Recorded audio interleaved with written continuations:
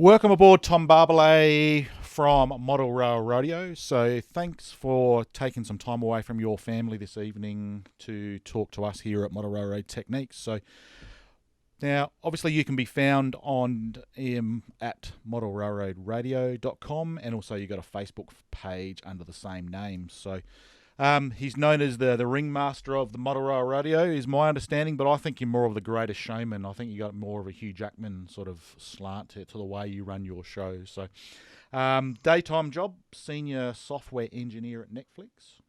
So my wife does have a very, very important question for you. When is Stranger Things Season 4 out? Oh, that's done in LA. I'm in Northern California, unfortunately. Damn it. So I'm the last person to find this stuff out.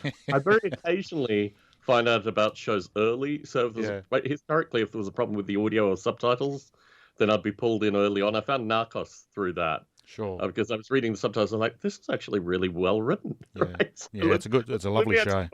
Very talented actors and actresses. That's all actors, I should say.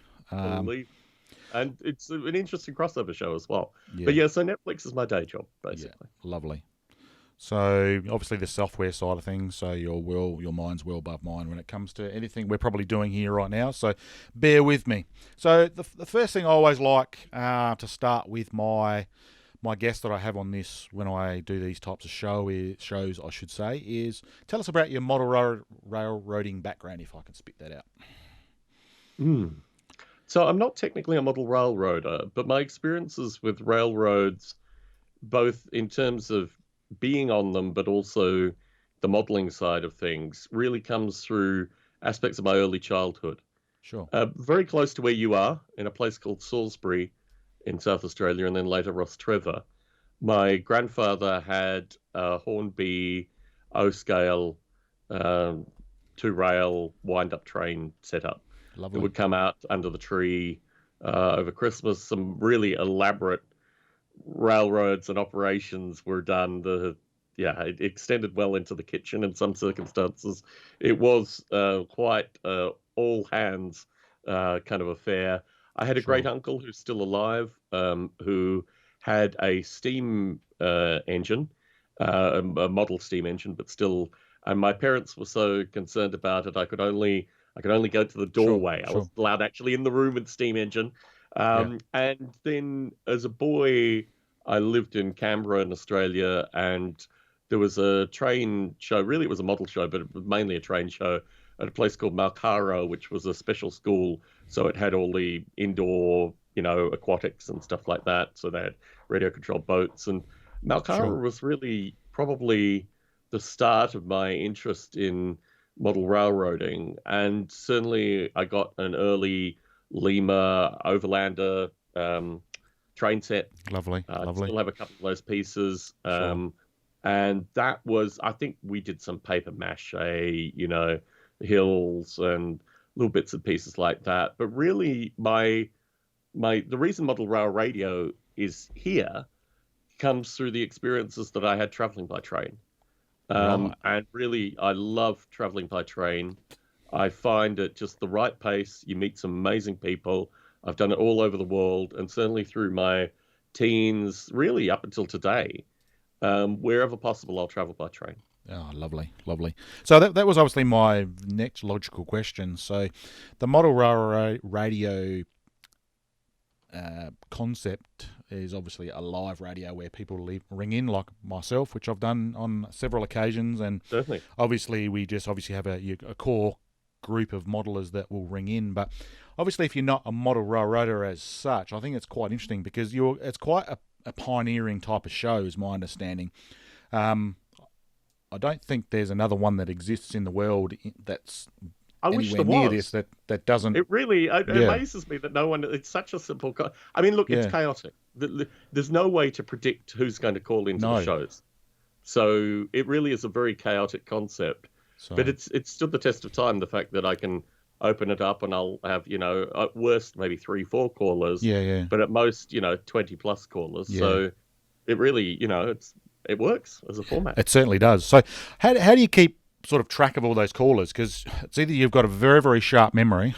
So say, case in point, the last time I rang in was sort of beginning of May, due to time lag and the like. But and we can almost take a conversation that where we finished off is where you lead off when you talk to me. Is it something you've got you just got a very good memory of, like, about what people have said, or you sort of, okay, Dazzy J's on, I'll quickly bring up maybe what he talked about last time, or how does that sort of come Well, about? it varies. I mean, I used to have a really, really, really good memory. Sure. And unfortunately, in the past few years, it has deteriorated a bit thanks to migraines and the related nonsense.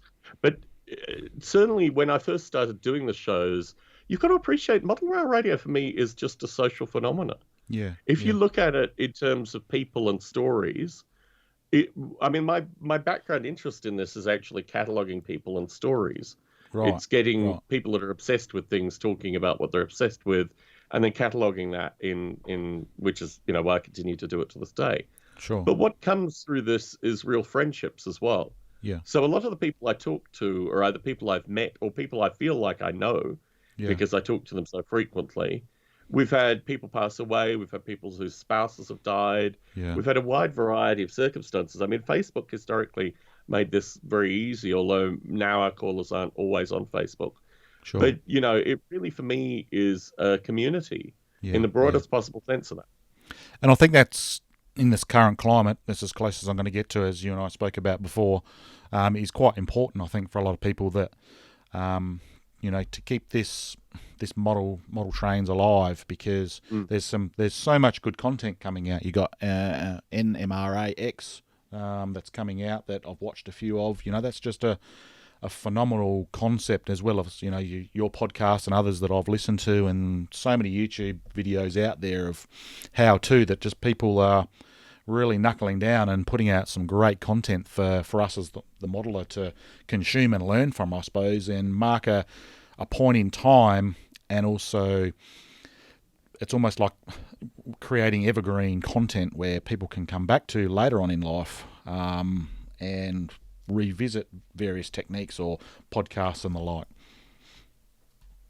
I mean, I've been doing this for more than 10 years now, so certainly I have the history associated with that. But I think what's interesting here, and I say this repeatedly, I have a number of separate interests outside model railroading. Sure. And I think all these various interests have all had their own way of doing things. And I reference my wife, who's a quilter. Yeah. She gets on, multi-person quilting events, and the joy that comes through that, like the actual audio joy, but the sense that there are a group of women, occasionally men, are part of the quilting community as well, but they're a group of primarily women who are not just talking about quilting, they're talking about their lives and the kind of tapestry of their lives. So I think within, wargaming, quilting, a bunch of the plastic kit communities that I belong to, I mean, I think what's fascinating through this time is that all these communities are finding best practices. There's very little cross-communication, for a better term, which I find very curious, because I think the tools are still infantile. They talk about this with regards to online education quite a bit, that, the hesitation to move to online schools is because the tools are not quite there yet.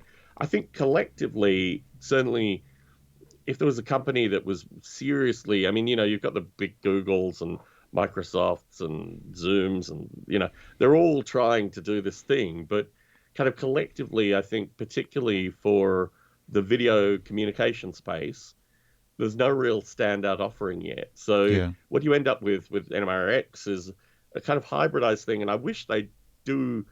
There's still a need for a little bit more innovation, I think, with NMRX. I think there are elements where firstly, the NMRA has not funded this thing, right? That's the first part of the problem, is that the NMRA should embrace this thing. They should put in, $10,000 here and there because they have the money, and then make this thing considerably more kind of pro-AM rather than just considerably kind of AM level stuff. Yeah, sure. And I think within that, it would change the quality. And I think, look, someone like Gordy has shown, Gordy is basically the driving force behind this. There are a few other folk, Martin Jenkins and Speedy and a few other folk behind the scenes. Sure. But I think Gordy has shown the proof of concept. Yeah. Now it's for the NMRA to step up and say, here, let's give them editing facilities, or let's, I'm sure Gordy would have a place where he could spend $10,000 on something. Sure. And I think the lack of backing of the NMRA with Yeah. regards to NMRX financially,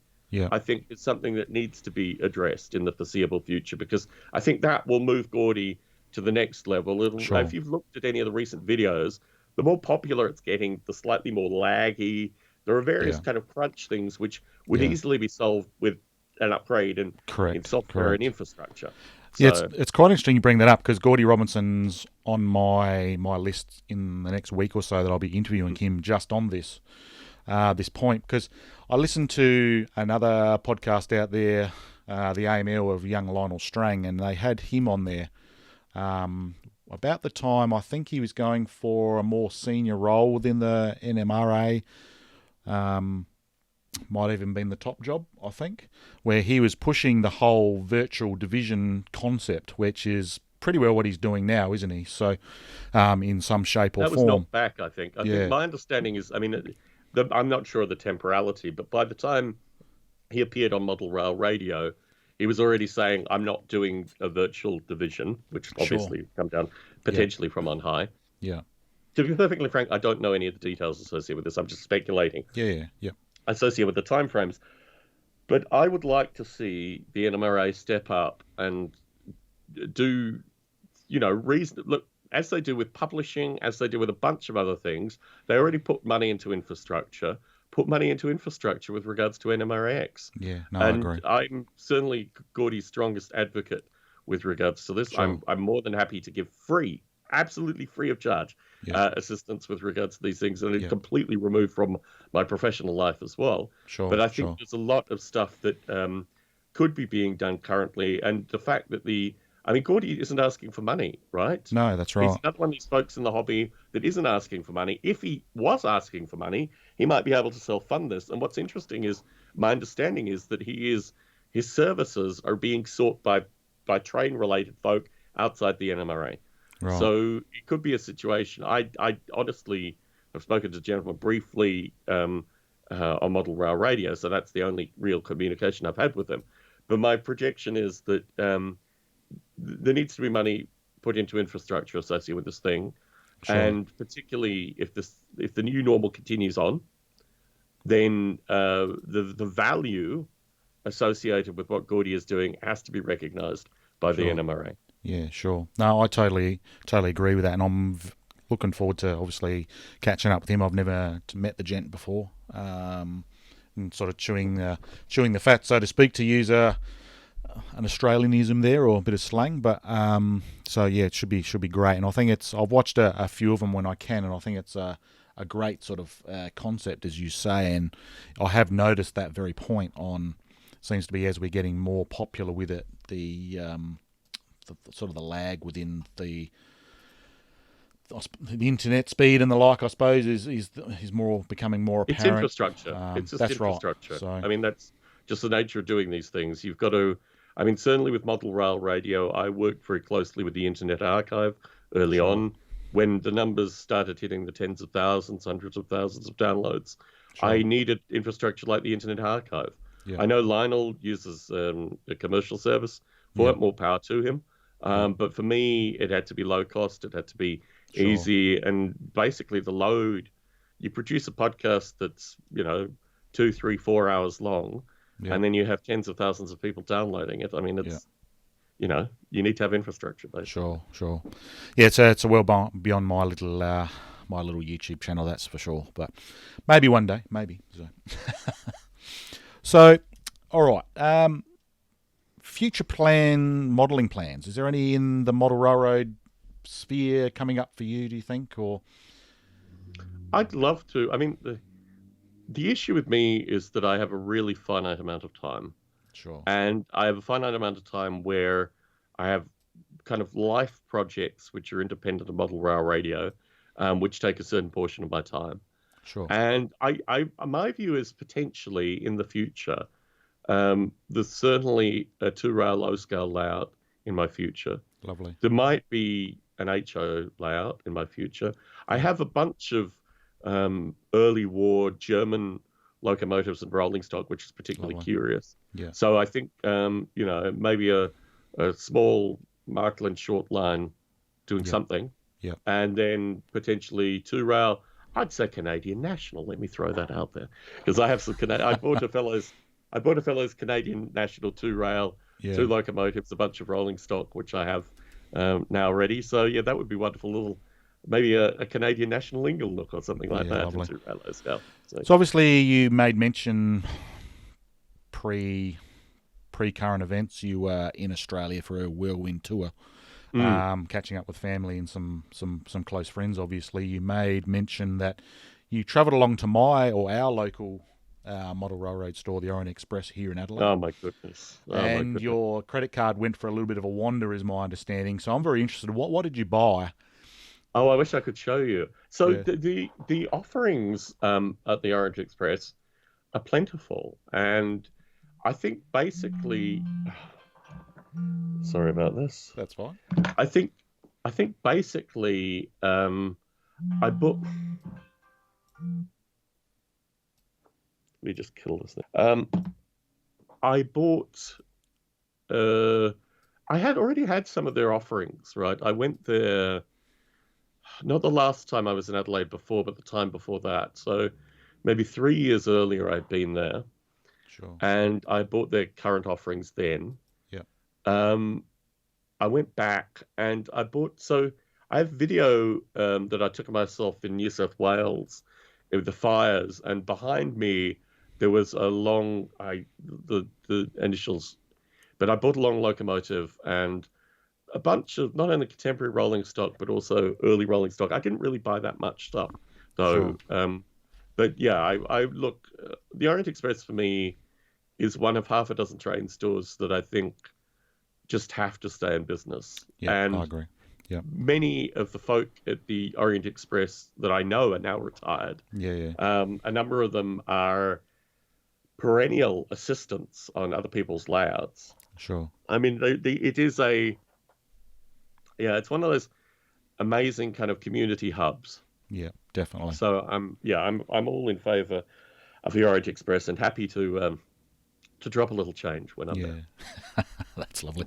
So I'm talking about, I'm assuming you the South Australian and the Australian rolling stock that young Ted has got into. So sorry, Most Fred, certainly. not Ted. But so it's interesting you brought up because that's literally the next little tick-off point here. How I suppose you and I are now sitting in front of on a Skype call is obviously on the back of literally the Orient Express. If I didn't go to the Orient Express very early on, I would have met Don and Des, who you speak of. Of course. And they are, as you say, the perennial assistants on my layout, particularly Des. Is literally coming up tomorrow, and we're going to do some work on a harbour scene that we've been working on. So wonderful. We're coming very, very close to driving some golden spikes on my fallen log railway, which is great. So I'm trying to work out how I'm going to do that because I've got now people that I've met overseas, America, even India. I've been working with a chap, a lad called Gustav Chatterjee, who's got a lovely little channel about American N-scale that he scratch builds. So how I'm going to involve all these types of people in the festivities, I suppose, more than anything. So, well, ask Gordy because he's got a lot to say about virtualization for layouts. I mean, the feedback he gave on Model Rail Radio was put cameras at rail fanning points. Yeah.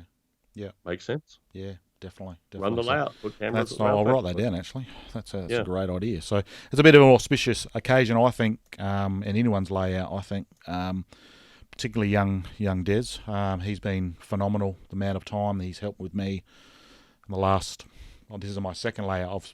He's helped me build in the last 15 years. I suppose I've known him at least. So, so that's great. So, probably segues perfectly back into the fine modelers that do come onto your podcast. Dave Ferry, Jim Gifford, Craig Brotman. I've seen he's starting to put up some stuff on your Facebook page out of Atlanta.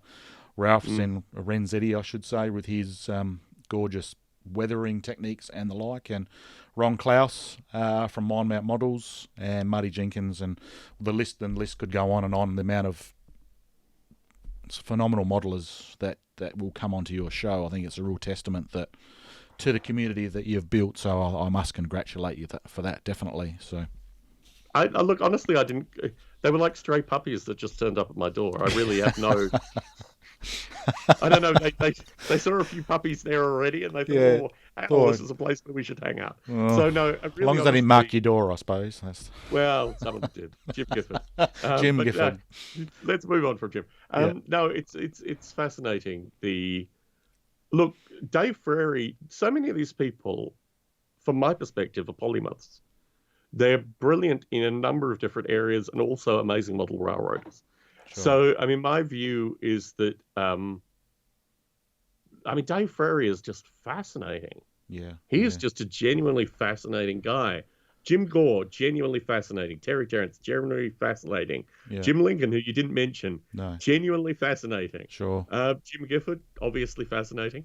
But yeah, I think there's the quality of people. And to be fair, we haven't really covered the history of how model rail radio got started. But the No. reason that I started it was because I historically have a background in computer simulation. Yeah. And I had created the equivalent of model rail radio for the simulation community. Right. And through that, I realized what I wanted to do was get the passion in people's voices to kind of encourage people to, because you can really hear passion, right? Yeah. So Definitely. the thing that you've got to create a forum for people that are noticeably passionate where you're not, a number of these folk are eccentrics by their very nature. And you've got to create a very, not just a welcoming community to gather together the kinds of people that have come into this thing. So the background of Biota Live, which is a podcast that I did before, into model rail radio was very important to me with the view that people where English wasn't their first language, Sure. where, a variety of factors were welcomed. And a large part of that comes through editing.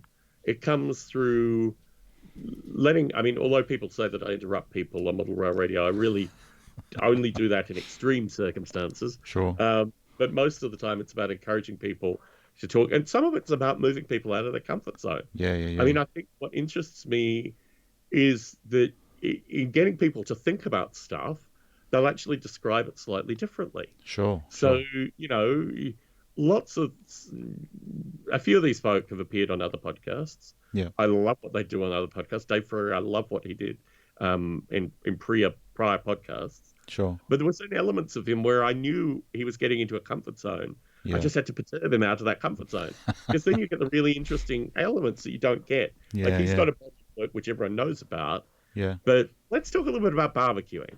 Or let's talk a little bit about lobster, lobstering. This guy's led many different lives. He's on film crews, right?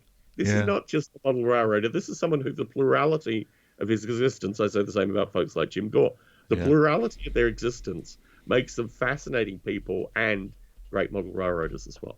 Yeah. Dave Ferrari is definitely on my list to make contact with, to have him on to pick his brain, so to speak. I might ask him about barbecuing as well. That's quite interesting because I know a little bit about that, sort of being an Australian also. Himself. Yeah, look, I don't know whether, I think he does kind of understand the religion associated with barbecue. Yeah. But the thing with Dave Ferrari is he keeps threatening retirement. Right. And my view is that every time he says he's going to retire, a few weeks later, there's a new project that he's working on. Yeah. Penultimate model railroader then, isn't it? So definitely. So what are the plans moving forward with model rail radio? What's just going to keep it at the current form, or? I think there are a few elements that need to be considered. My perspective on the lockdown period is that it has the tone and the themes of the podcast have changed through lockdown, and they've had to change through lockdown. We are communicating with a number of people who, for necessity, are having to isolate. Sure. And that is a responsibility, I think. Yeah. I think you mentioned the sister podcast, the AML network to Model Rail Radio. Yeah. Lionel Strang has done something similar in his own particular fashion. Yeah. But Model Rail Radio is its own thing. Yeah. And I wanted to do it in a view that was authentic to the history of Model Rail Radio. So first thing, move them to weekly recordings, which for me is absolutely brutal, but moving it to weekly recordings. Yeah. And that in part is to just make sure that of the folks that call in, that they feel that they are accessing a community. Sure. And it started really with a UK recording. And the UK folk, I know, like I know the Australian folk. I've travelled to the UK a few times, and I've met a number of the participants firsthand in their homes. I know their families, their cats, their gardens. I have these kind of, and from that, I realised very quickly that it was really important for me to have this thing. So it's a two-way street, right? It's not just them being part of this community. For me, it's important to be part of the community as well. Yeah, So sure. I think certainly through this new normal period, the frequency of the shows are going to maintain as weekly recordings. Now, nothing with regards to my professional life has slowed down through this process. And moreover, nothing associated with all the other stuff that I do has slowed down. Sure. So I'm in a really curious thing where I do have a backlog of audio, which I occasionally come a little bit closer to and then slow down and come a little bit closer to. Sure. And it's based on a variety of factors, few that I can control. But just the importance of doing a weekly recording through the new normal, I think, is really critical. What will change if the new normal changes is that we will probably go back to every 2 weeks, every 3 week recordings, particularly through the summer months of every week. Yeah. But I don't see where I am currently the new normal changing. And it's interesting, actually, because last recording, we had folks that were in less lockdown conditions in the US. We had me in a more lockdown condition. Yeah. We had folks in Australia in a slowly starting to lockdown, re-lockdown condition. Yeah. So these ebbs and flows are interesting. And Yeah. I have received a very vague piece of criticism associated with even talking about the current situation on model rail radio. I pretty well disregarded that feedback because the person didn't make the feedback directly to me. Sure. But my view is that the way model rail radio is very difficult to describe to someone who's not actually listened in or heard the podcast or listened into a live recording. Sure. As I start this thing, I don't have a clue who is going to call in. So I really am relying upon dedicated listeners and participants to call in. Now, sometimes, particularly through the weekly recordings, that means I talk to the same couple of people every week, plus a few more here and there. Yeah. And I'm not really that concerned about it. I think folks such as Mike Slater, folks such as Clark Cooning, Mike O'Dorney, these are central participants in model rail radio. They all have their own particular interests. They bring their own dynamics. But there are so many topics in the hobby of model railroading. I don't think we're going to run out of topics just if I get them as the three callers going forward. And it's never the case. No, you always get right. it. So, yeah. I suppose that's so one in of the future, who knows? Let's work collectively together to have a conversation about what the post new normal looks like. Yeah. And that's something that I find very strong and is being discussed in model rail radio, associated with what has the current situation meant to the hobby. Sure. Obviously, you've got folks like Gordy, where ideally it would mean a number of changes for the better. Yeah. Now let's just see that thing get done. Yeah. Obviously, there are lone wolf modelers that are just loving the content, right? Yeah. Yeah. The new normal means a lot more content. Yeah. And a lot more just really fascinating content. I mean, I think we had a list of questions that was listener generated. I'm not sure if you're going to get to any of them. Sure. But one of the things that interests me most is what is this hobby evolving into, right? Yeah, definitely. And I think that's something that I have particular insights in through doing model rail radio. Yeah, sure. That's quite interesting because obviously that was one of the next questions I look at doing. Where are we going post situation lull? I suppose that's probably for another day because I think you've sort of answered that anyway. Regards to model rail radio anyway. However, and it's quite interesting you bring up about lone wolf modelers. To a certain degree, I'm sort of dip my toe in that category a little bit. There's only, besides Des and myself and my father, comes up every now and again, he's elderly, nearly in his 90s, that trying to build a large layout, that it's quite interesting, yeah. It's only a matter of time before you meet Jim Gifford, and then your life is going to be forever altered. I mean, my perspective is meeting Jim Gifford gives you access to a dozen, really closer to 20 locals in your area that would drop everything and come and assist you. It really is crazy that you haven't even just met the gentleman for a coffee. because he really is the hub Yeah, of many that's right. spokes of your kind of collective community. And also, it's really interesting that there are tens, if not hundreds, of other model Sure. railroaders in your area, but none of them are Jim Gifford associated. Look, this is a gentleman who traveled the world meeting people he Yeah, knew from sure. model rail radio, right? He traveled the world. So my perspective is, and look, I think you might be more interested in the Yeah. stuff that Ross Flint is doing. You might be more interested in the stuff of Chris Adams or Ross, or there are so many different characters. And look, the fellow who created Narrow Gauge Down Under is Yeah, also sure. part of his posse. So you've got just amazing people Yeah, who are yeah. just salt of the earth, willing to help. You No, have no excuses here you're for being exactly a right, local modeler. and hence probably why I have reached out for Jim a few times, and obviously since he had the unfortunate set of circumstances happen to his home, and on my Uh, understanding he's back in there now, so he is back, he's and I back. have offered He's to, back. if he could use my brawn and my muscles, so to speak, to go and help him, but he's yet to take me up on that offer. But he's definitely, Just grab a coffee yeah, I together. Just agree. grab a I coffee agree. together sometime. It doesn't need to be really a huge thing. And the thing with Jim is that he just bends over backwards. He really look. He's one of the stalwarts of this community, and also indicative of how completely humanist the Yeah, model yeah, railroading community is. So I think it's a travesty that you haven't yet had the. I think it's a travesty that you haven't had the yeah, opportunity to meet him yet, because I think he's one of certainly the stuff that you're doing and the yeah. stuff that he's doing are.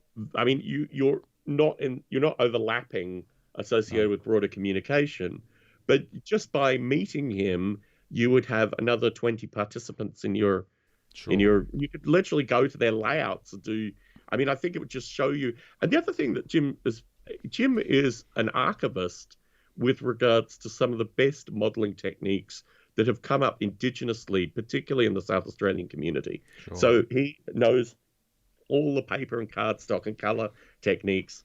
Yeah, yeah, yeah. Although BJ passed away a few years ago, he had a major artistic force who worked on all of his cruise layouts. Yeah, So I think there are so many aspects, particularly of just old school quality Australian modelling, sure, that is sure. so central to Jim Gifford. That you've had on a lot of the new bright coloured American folk, but really you owe it to your local community to reach out to Jim Gifford and his crew Yeah, and start cataloging, because I think the Indigenous Australian model railroading community is so spectacular and like a hidden gem yeah, yeah, that yeah. really needs to be uncovered and then bring it to the world. I think Definitely. Martin Jenkins is part of that, Yeah, but no, I think the more the better. yeah. Well, no, I agree with that. And as I'm sort of working through my interview series, I'm sort of trying to come up with names, and obviously Jim is definitely one that I would like to get involved with, and I could maybe go to his layout and make a different production altogether out of it, which would be fun as well. So, because as I said, I've seen his layout through his internet or his blogs that he writes, and I get his newsletters that he sends out, which are, yeah, as you say, phenomenal modelling. So that is definitely one thing that I will get on board. I have been invited. There's another gentleman, his name eludes me, that Des and Don go to, lives in a very Hmm. similar area, Hmm. to go along for operation sessions there. But the issue I've got there, obviously being a shift worker, is very Yeah. difficult to I think catch Jim up. Gifford will meet you for a coffee or a Yeah, glass of wine. So I think in terms of your time frames, yeah, it'd probably be easier for you just to meet for a coffee with yeah, Jim, yeah, or that's right. something like that, That's and right. just shake hands with the gentleman, Yeah, right? definitely, definitely. Yeah. Press the flesh more.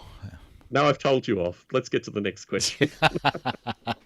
Oh, being the line of work I'm in, that was not telling me off. Trust me. So, Believe hey. me, believe me. um, obviously we'll go away from model trains here a little bit, I think, because it's an interesting segue. A little story. I did a rather large HO ship build very recently, and I branched out and started looking at the military modelers and what Mm, phenomenal work these ladies and gentlemen were mm, doing, in particular weathering and chipping techniques and all sorts of things like that. amazing stuff. Yeah.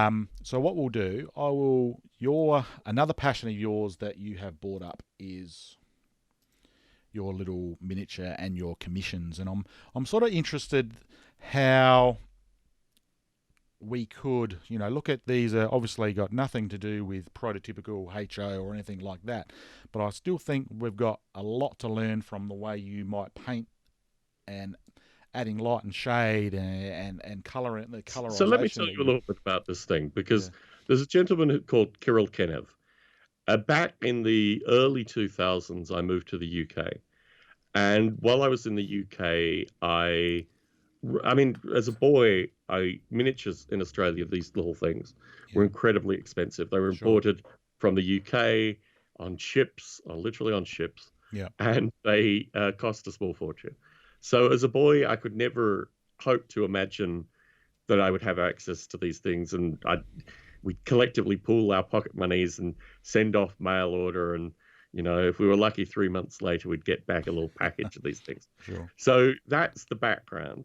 Then I found myself in the UK, and I found myself surrounded by not only the company that made a majority of these things, but also reaching out to the gentleman here that actually sculpts these as Sure. opposed to paints them.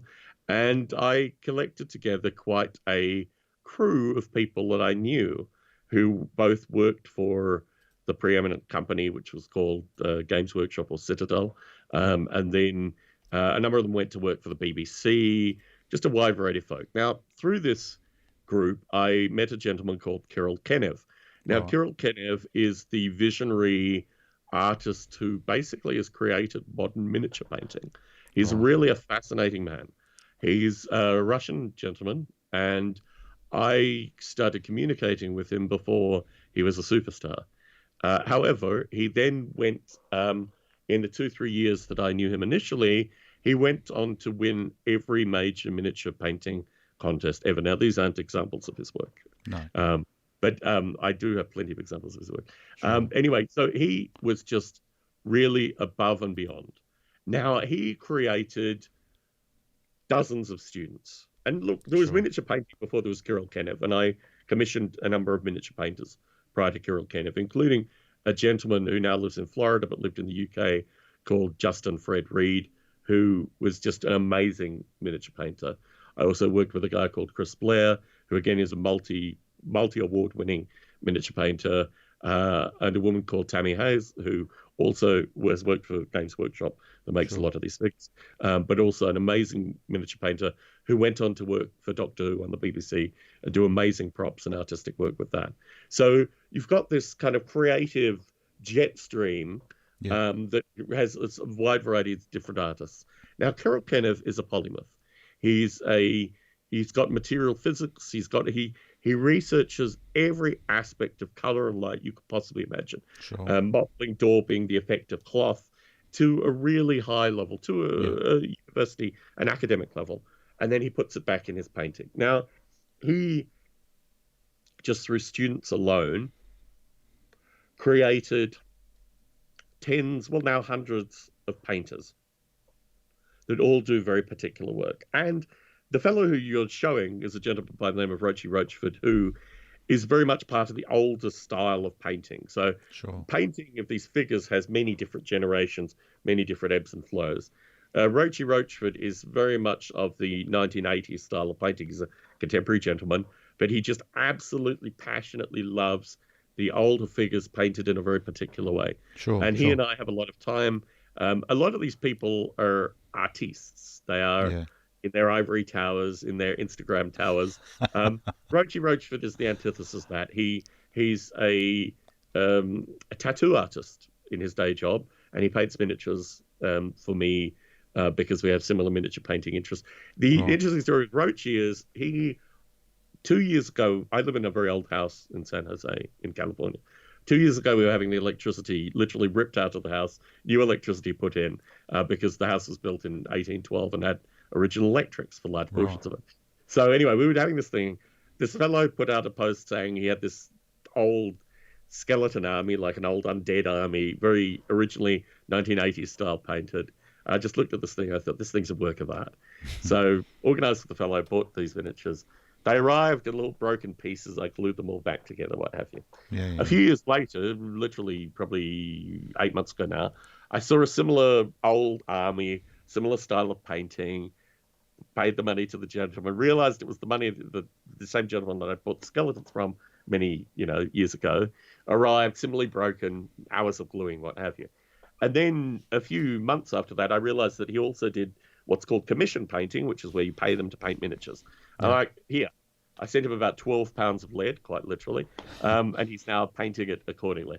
But there are real characters through this thing. Yeah. I've painted a number of literally the top 10 miniature painters in the world. I've employed at least 5 of them. Yeah. They all have very unique proclivities. Kirill Kenev and Justin Fred Reed were both really salt of the earth guys. Justin Reed was the Kosovo conflict. He was in the UK military through that. He's just an old soldier, basically, who has a lot of really interesting stories, just a fascinating polymath. Kirill Kenev is a military historian as well, works with a number of companies in Russia and actually now the world over, particularly associated with really from probably the Franco-Prussian Wars, not really Napoleonic, it's more Franco-Prussian through to the Second World War, some Vietnam stuff he knows, but just a really deep knowledge of conflict through. This is another. These are all Roachy Roachford. I love it. But yeah. Look, my view is I'm not. I can paint as much as I need to. I can dry brush and stuff. Yeah. But to find these people that are just really stunning artists, to give them very little money actually, and to see them create these things, it's just. I can you talked about passion in voice before. You've just shown me that. That's for sure. So, I'm demonstrating. It's quite interesting, as I say. I came across a YouTube gaming channel called Luke's APS. So he's quite into this type of thing, but he's more. And the reason I stumbled across him was more to do with he's very good at making everyday products low cost for different hobbies. So that's sort of what sparked my interest in it, I suppose, and sort of just what he was doing. I'm sort of thinking how not dissimilar to what we're all doing in the form of modelling to create arts of work like that. So you touch on a gentleman that who's gone to the nth degree and got himself classically trained, want of a bit of a phrase, to light and shade and everything in between and colorization. So I have the only person I can sort of see that might have, and please tell me if I'm wrong if you know otherwise, is Lance Minheim. He's written a book on model railroading as art type thing, and he's didn't go to university, so to speak, but he did go and get some Charles sort of formal. Charles Kirk. There are a bunch of folk actually. I mean, Charles Kirk is the one that sticks in my mind because he's appeared on Model Rail Radio a couple of times. Sure. He's just absolute and a visual artist. There are a number of people that are. I mean, we have on Martin Coombs. He's a visual. I mean, he's a graphic designer, but he takes that to his model railroading. Yeah. I think there are a lot of people in the hobby that are, in their own right, just amazing artists. Yeah. But Charles Kirk, in terms of professionally, a recognized artist, and his stuff is just. I'm not sure if you've seen his painted work. It's just absolutely stunning. Like photorealism, huge pictures of horses and winter scenes and things. Just absolutely stunningly photorealistic. Sure. And he makes his layouts. He puts cameras on the trains and runs them through. And you see this periodically, people that have operating layouts where they look good from one angle. Yeah. He does backwards in, inwards out. Yeah, they're all looking. Okay. So, my view is that obviously Lance is big in the publication. Yeah. Charles maybe not so much. But I think, look, within this hobby, there are lone wolf modelers. The beauty of how there is no one right answer in this hobby, right? Yeah, correct. So, I mean, my interest here is cross-pollination. So, Sure. people that do, and there are a number of people. So, Bernie Kopinski is a good example of this. Bernie Kapinski comes solidly from wargaming. He makes amazing still to this day. Through the start of COVID, he was Yeah. doing World War II stuff where he did just photorealism in miniature in World War II wargaming, and then he decided to punch a hole through his wall and extend his Civil War era narrow gauge railroad, which Sure. unfortunately put a hold on the wargaming. But look, there are a number of people that come from wargaming Yeah. or the paper, the plastic kit modeling into this thing, and the painting techniques, particularly the armor, i.e., tanks and vehicles. Yeah. These kind of painting techniques can really easily be picked up Yeah. and Definitely. taken. And what's fascinating is the slow, like Vallejo. Vallejo is an acrylic paint manufacturer, Sure. which is used heavily in the wargaming fraternity and the plastic kit fraternity. Slowly but surely, when I first started in this hobby a decade ago, or restarted, let's say, I couldn't understand how these watery little jars of like Could be so expensive. well, it's not just that. It's not, they're Yeah. not, the pigments weren't even thick, right? Yeah. I Yeah. came from wargaming where the pigments were you'd have to water down Yeah. wargaming pigments to get them to a usable stage. They're that thick. Yeah. So yeah, night and day. Yeah. Definitely. So it's funny you say that, Vallejo. I do have some Vallejo paints, but I've sort of trying different products. I've come across this one called AK Interactive, which is predominantly towards the military modelers that I've got what's the gentleman's name? Jose Rodriguez, I think his name, who is quite big Yes. within the AK Interactive scene within the United States that I've got coming up in a few weeks as well. So looking He's a real forward to that. character. Yeah, I have So heard that. The reason I sort of came across this, there's a sort of fraternity out there of craftsmen modelers that I've always, one of those things that craftsman kits were always not the pinnacle of the hobby, but they've always sort of get a little bit of a bad rap in that they're just too ridiculously hard to build. So I've built a few now, and I've thoroughly enjoyed what you can do with the wood and all that. So I've sort of got friendly with a few gentlemen there. Like there's one out of Greeley, Colorado, called Jason Jensen, who is an artist in his own right as well. Just doing some phenomenal work, obviously on the back of the George Celios Manchester top layouts that just from out of this world. But so I suppose you have a difficulty here because when I started Model Rail Radio, there was a podcast which had started they started probably 2007 or 8 called The Scotty Mason Show. And there were the early Scotty Mason Show, which I still have on an old, iPod, I think. Like first generation iPod, Sure. with little clicky wheels. yeah. I have a few early Scotty Mason shows. They were Dave Ferrari, Scotty Mason, Doug Fiscali, a few of the names that are still in this hobby. Yeah. Talking about the early craftsman kits. They had on, obviously, George Celios early on. And I'd really never heard about, I knew of Box of Sticks kits. Yeah. But the reverence that they brought to the craftsman kit, and obviously they created the show, right? Yeah. The craftsman structure show, whatever it's become through various iterations. Sure. It was actually the cause of the downfall of the podcast as well. So Right. there have been many iterations of Scotty Mason, and now it's just Mike Rose talking with his friends. But that thing initially made me realize that there was almost like a secret society within the hobby of people that were a close, tightly knit set of friends. And it was only until I saw one of Scotty Mason's actually assembled kits in front of me. Have you ever Sure. seen a Scotty Mason kit, like built by Scotty? No, I haven't. No, I haven't. Okay. No. So once you see it, you understand. Yeah. Because you then see it next to another craftsman kit, and you realize that each of these they're not original craftsman builders, but each of these, heroic craftsman builders, Dave Ferry included, Yeah. have their own styles, and they're subtle. Yeah. So when you see a Scotty Mason kit next to a Dave Ferry kit next to Clark Kooning, Clark is kind of on the fringes of this thing, but still part of it. You get the sense that these are people who had their own techniques, that refined their techniques, because for them, their structures, as they were built for people, were centerpieces on layouts, right? Sure. So you get this beautiful. So obviously you've got George Celios, wide scale miniatures, box of stitch historically. But within this community, you don't have the builders, which are another community. Yeah, that's right. They have their own particular techniques, and their techniques are unique.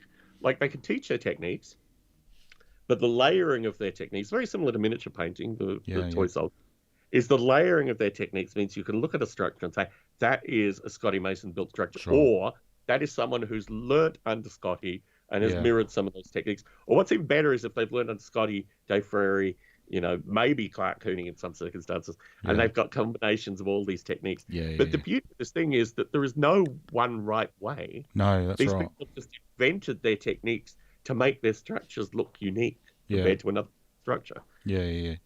Now, it's quite interesting. It's another,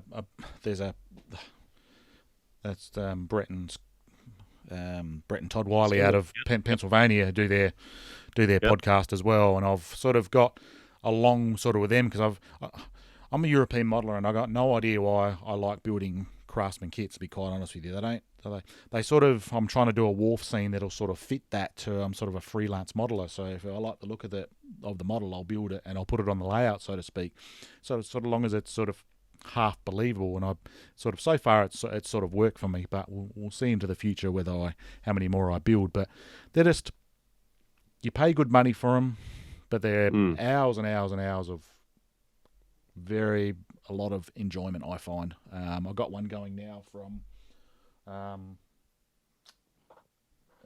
Jeff Grove and Carolina Craftsman Kits, just literally sitting over behind me, that is going to form part of that wharf scene. So yet again, these types of techniques in miniatures of layering, colours, chalks, washes, and everything in between, and dry brushing as you brought up, is where it's at. And I think that's seems to be the military modelers, and what I'm seeing of the little miniatures like what you're into, and the commissions and the like, sort of the pioneers almost of that type of modelling, I think, and just that whole realism is just phenomenal, and it's really so. The actual gentleman who sculpts these is a fellow by the name of Kev Adams. Right. He actually does the underlying sculpting, the goblins in particular.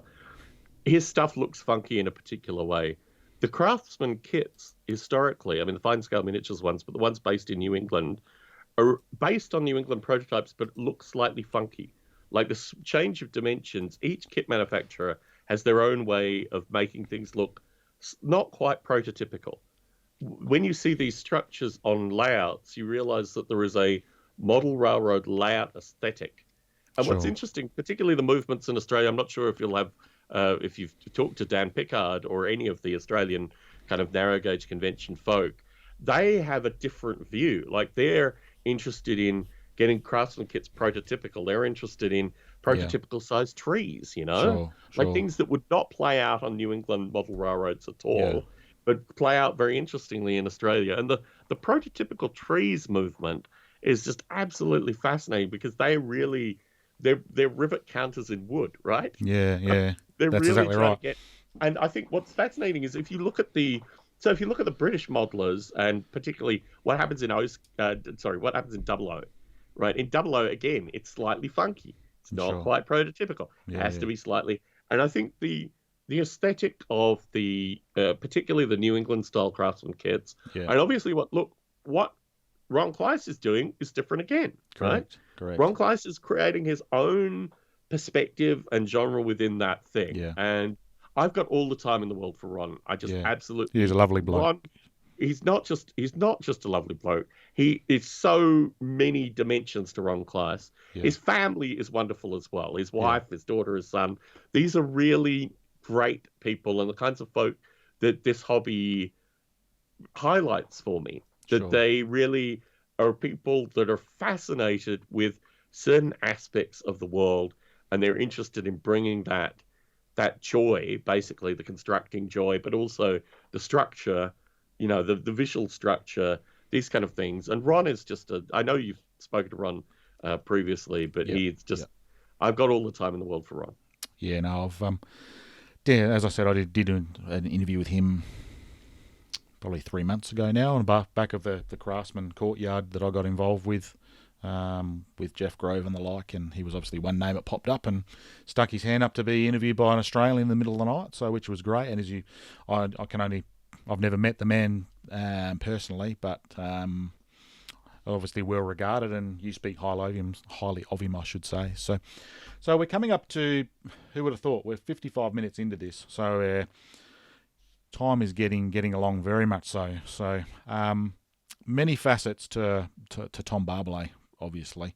We haven't even touched on the musician side of things, and it's funny you bring up Ron Kleiss. I came across when I was looking into other stuff outside of the hobby that you do, Tom.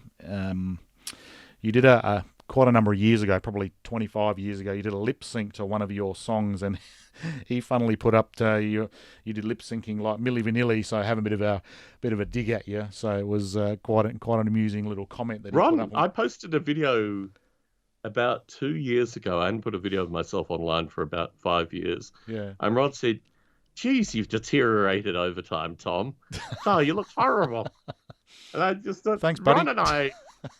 Ron and I, well, basically Ron just rips me. I don't run. Yeah. I've got nothing to rip Ron about. Yeah. He grows amazing chilies as well. I mean, yeah. And he's the gentleman's a polymath. 6'4" tall as well, isn't he? 6'4". 6'6", I think. I'm yeah, 6'6". So he's a big man. 6'4". He's taller than me. But big man. Yeah. No, look, I'd love to be able to travel again and see Ron. I've seen him twice. So I did a podcast about 3-4 years ago with a gentleman who was part of this MTV Jackass, running into the sides of buildings, jumping off trees. So I did a podcast with him for about 9 months. And the end of the podcast was me and my wife driving across the US, ending up in Pennsylvania, meeting this gentleman. And Ron Kleiss came to one of those events that I was at with this gentleman. Oh, wow. Okay. So I met Ron. I was still doing Model Rail Radio at the time. Yeah. Anyway, when I met this fellow, that was the end of the podcast. Like, after you meet them, they turn to dust, basically. So that was the end of the podcast. But no, I met Ron that time, and he's one of the few people that has actually, seen that aspect of the podcast that I do as well. So you have a series of amusing questions. My wife's favorite is my dancing skills. Yes. My mad dancing skills. Which she insisted that I should talk more about. I think so. I think that's hilarious. By David Hand. So these all come off your Facebook page. Yes. So do you have mad dancing skills? I used to DJ, and I love weddings. I love weddings just for the dancing. Sure. I used to DJ, and my favorite part of DJing was actually getting off the turntables and dancing through the crowd. Right. I used to DJ with a band, and they would have sets where they didn't need any turntables. Sure. So I'd get off and I'd dance to the crowd. I have never, because particularly in my late teens, you'd go to these halls. We'd travel. We'd go to Sydney, Melbourne, what have you. Sure. You go to these large halls, absolutely packed with teenagers, all really getting into the music and what have you. Yeah. And then you get off the turntables, you go down and you'd actually dance to the crowd. All the guys were on the wall. They were way too cool to be dancing, and I'd be boogieing down there. I'd have like crowds and crowds of these young women around me. And my ego has never been the same from those experiences. But no, because people don't associate.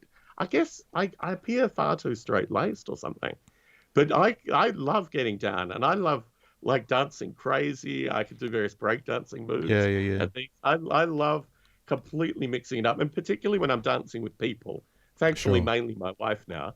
But when I'm glad about that. People, the aspect of making the other person feel like the center of the world, and just doing crazy moves and all different kinds of moves, and just throwing different styles in there, and really, I love dancing. As my wife calls it, I'm the professional, the proponent of they call it the daggy dance here in Australia. So I'm not much of a dancer, but anyway, I'll give it a go every now and again. So you just fake it until you make it, right? That's right. Fake it till you make it. I like that. So yeah. Normally I fake it a little bit more if I've had a few more sherbets along the way as well. So alas. So all right, I think the mud dancing skills that's probably my favourite as well, and I've given that a love definitely on the Facebook page. So, do we want to look at? David's also asked the best avenue of growth within the hobby, and also the quickest way of harming it. We'll touch on that briefly because that's quite probably make a whole video podcast just on that fact, I would think. So Okay, let's talk about the harming part yeah, first, because this is something I feel really passionately about. I went to the San Diego Rail Museum, and while I was there, I was in the gift shop for a bit of time, mainly because it was taking a while for me to be served. But while I was in the gift shop, I saw two parents and children come in, pick up a starter set, look at it, look at the price, put it back, and leave. yeah, I think we are overpricing entry level stuff in this hobby. sure, I think it's a travesty. I think, particularly now through COVID, I have you're doing video. I can show you. I have these medium-sized priority mailboxes. I had yeah, 20 of them. I now have two left. yeah, What I did was I made all of them, and I went through my hobby room and I threw a bunch of stuff in there. A bunch of participants on Model Rail Radio got boxes, got the stuff out to people, yeah, pass the stuff on to kids, yeah, yeah, get yeah, this hobby out to people. Forget this notion. I mean, look, if I had any political clout in the San Diego Model Railroad Museum, which I don't, but if I did, subsidize the entry level kits, yeah, get them yeah, for cost price, put them out for cost price. You don't need to make a profit on kids getting into the hobby. I mean, sure, this for me is so. I go to shows locally. You have these traders where every hand that it's been through, it doubles in price. yeah, You've got old Kato mechs, sell them for, $5, $8 a piece. Give them away. yeah, If a yeah, kid comes in, give them a blue box kit and let yeah, them leave with something that they can enjoy. Give them old bits of track. Get them into the hobby through any means necessary. yeah, I This agree. this this hoarding aspect of the hobby, which I do talk about briefly on Model Rail Radio, let's break the hoarding aspect. Let's open up the hobby stores in our basements or Yeah, wherever, and let's give it on to the next generation. Even the magazines. The sure, magazines can be inspiration to the yeah, next generation. yeah, So, yeah, I feel very strongly that the hobby is not waning, but those that are looking to make a swift buck out of this thing have sure, completely lost the way of how people get into this hobby. yeah, sure. So No, that, I think, is the danger. On the nah, plus side, I'm absolutely stunned. And this, again, is looking outside of the hobby, but laser printing, 3D yeah, printing, the nature, I mean, historically, if a manufacturer went out of business, it would cut into the hobby. Now, manufacturers going out of business, I don't think even really impact the hobby that no, much anymore. I no, think increasingly there are new folk coming in who are coming in through a variety of different factors. I think YouTube does amazing. Like even, I mean, there's a debate in the kind of hobby elite associated with seeing someone with, thumbnail push down track and getting together a layout. Like, is that a bad thing to have a YouTube channel with this person doing it? And historically, I mean, I'm not sure if you've spoken to James Wright at all, but James Wright, for his entire podcast, his entire YouTube career, people have said to him, "You're not the right person to portray this hobby." Now, look, there's a lot of really bad stuff that comes through that, without question. yeah, But what I find particularly ridiculous about this is the notion of elitism within the hobby. And I sure, think what's sure, coming through this is less elites, more plurality. There are so many different. I mean, one of the things that I love about Model Rail Radio is I've been able to introduce people who've never been heard of previously sure, into the hobby. Now, some of them have gone on to write for, Model Railroad Craftsman, or yeah, even in some cases, the hallowed Model Railroader publication. yeah, Many of them have broken in a variety of different ways. The Model Railroad Hobbyist magazine, what have you. But I think what's interesting to me is there are so many different people in this hobby that have different techniques, and really the young folk coming in, and also the people coming in at our generation. I mean, we are sure, roughly the same age, basically. correct, But once you have some disposable income, once you've gotten over some of those life things to get over, you can come back to this thing, because really, those of us with hobbies, the new normal has showed this more than anything, those of us with hobbies weather insane circumstances considerably better than those who don't have hobbies. correct, So I think there's a lot of really interesting dynamics within that. I move quickly and swiftly away from anyone that would even consider saying the hobby is dying. sure, I move swiftly and quickly away from people who say that the hobby will work exactly the way that they prescribe it to work. What interests me is actually hearing from a broader community, and I'm just amazed. I mean, what I found fascinating, particularly traveling, is you come to these pockets where the whole place is lone wolf modelers. Sure. I went to East Lansing in Michigan. In fact, most of Michigan. You go to these towns, some of them are university towns. All the academics are model railroaders. They all have layouts in their basement. I went to East Lansing and half of it was meeting these academic model railroaders who just discovered that I did model rail radio. And they're like, do you realize that there are other people in this university that are also model railroaders? You guys could collectively become a club, Oh, no. We're lone wolves. We're right. So, that the fraternity of this thing, the broader community of this thing is just absolutely fascinating. Yeah. No, you're definitely right there. And the youth is where it needs to be, like everything, whether it's sport, church groups or the like. It's where the youth is. And I think the youth of today are very, very tech savvy. So obviously that's hopefully where it's going to go, because I like that side of model railroading as well, the running my layout with computers and all that type of hardware and software. So you're definitely right there. So now moving on. What other questions we got here? Vegemite, yes or no, being an expat of Australia. With a spoon and a jar, scraping said jar. Lovely. Yeah, no, it's funny actually, because the quality of Vegemite varies greatly, particularly after it. Some of it gets here via air, some of it gets here via ship. Right. So the hyper salty stuff, I'm not so, but if I can eat it with a spoon, so much the better. Lovely. I know when we travelled to the United States 3 years ago, we took some with us. So, because your bread compared to Australian bread is a fair bit sweeter than what I'm used to, even your sourdough type bread.